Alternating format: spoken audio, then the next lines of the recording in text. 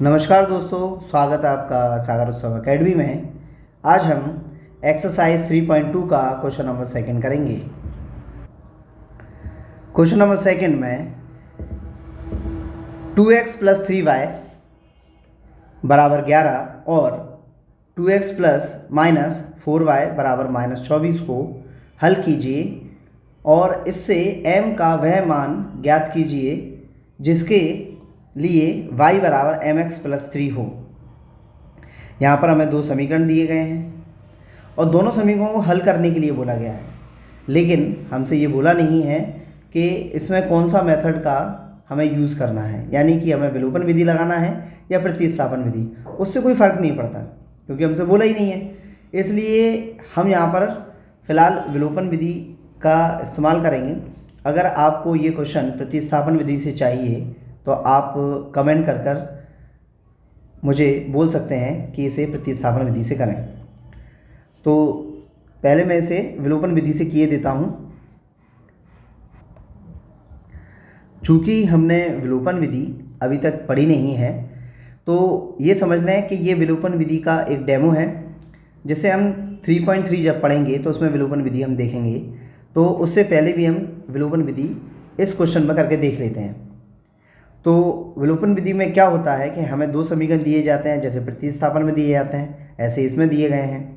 बस इसमें करना ये होता है कि x x को बराबर करो या फिर y y को बराबर करो, दोनों में से किसी भी को भी हम बराबर कर सकते हैं। अब इस क्वेश्चन में हमें अच्छी बात ये दी गई है कि हमें x x दोनों बराबर दिए गए हैं, दोनों ही 2x हैं, तो हमें बराबर करने की ज़रूरत नहीं है। तो हम सीधे चिन्ह बदलेंगे, बस कुछ नहीं करेंगे। तो हम दोनों के चिन्ह बदल लेते हैं। दोनों के चिन्ह बदले तो हम क्या देखते हैं, चिन्ह ऐसे बदले जाते हैं। हमें ये देखना है कि 2x जो है नीचे वाला ये प्लस का है तो चिन्ह बदलेगा माइनस। यहाँ पर ये 4y माइनस का है, ये हो जाएगा प्लस। 24 माइनस का है, ये भी हो जाएगा प्लस। तो 2x में से 2x गए तो 0 बचा। यहाँ पर 4 और 3 हो जाएंगे 7y, और 24 और 11 दोनों ही प्लस हो रहे हैं तो ये हो जाएंगे 35। हम 7 से काट देंगे, 7 एकम 7, 7 पंजे 35, y बराबर हमारा 5। एक मान आ गया। अब y का मान समीकरण 1 में रखने पर,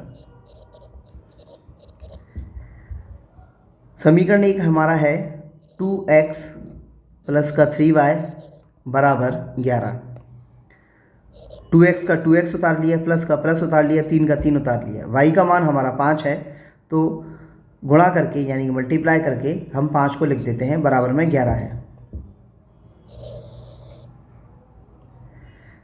अब हम 2x का 2x उतार लिया, प्लस का प्लस उतार दिया। जब 5 का 3 में गुणा करेंगे तो 5 3 है 15, बराबर में हमारा 11 तो था ही।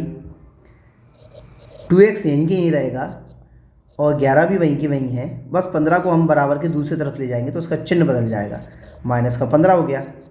15 में से 11 गए तो माइनस का 4 आया और ये हमारे पास 2x है। 2 से कटेगा, 2 दूनी 4, तो x बराबर हमारा माइनस का 2 आ गया। x बराबर माइनस 2 है।